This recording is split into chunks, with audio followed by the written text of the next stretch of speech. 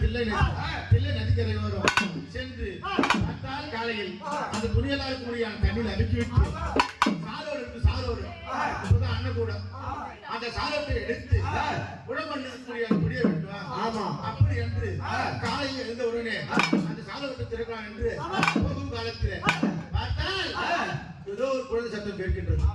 என்னடா இது? வடகோடி கானகம்.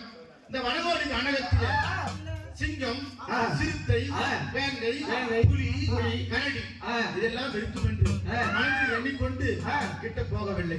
அப்போது பார்த்தால் மீண்டும் இருக்கக்கூடியான அந்த குழந்தைகப்பட்டது குவா குவா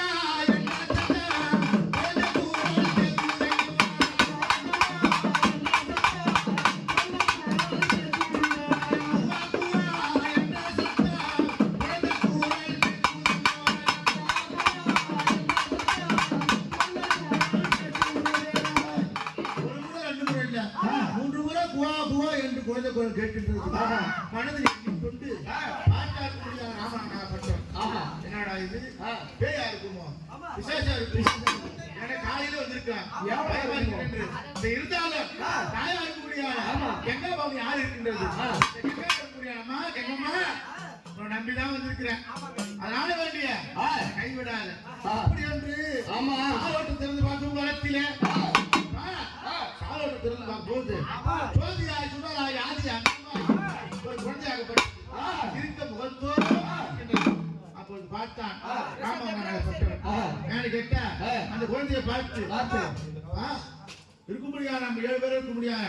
அண்ணத்தை 7 பேருக்கு பிள்ளை என்பது கிடையாது. அதனால வேண்டிய கணவருக்கு முடியாது கங்காயம்மா பிள்ளை வர கொடுத்துருக்காங்க. அப்படி பார்த்தவரே மணிவா இருக்க முடியாது.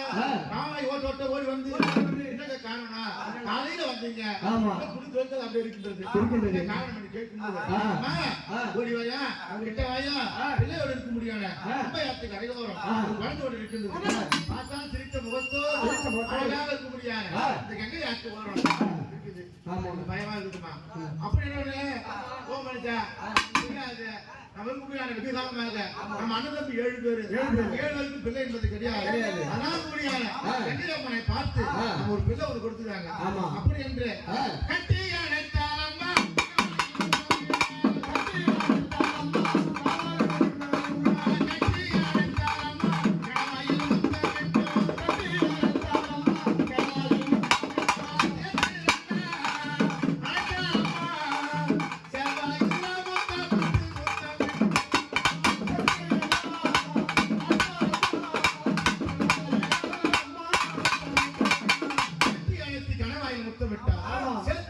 செவ்வாயில் முத்தமிட்டார்.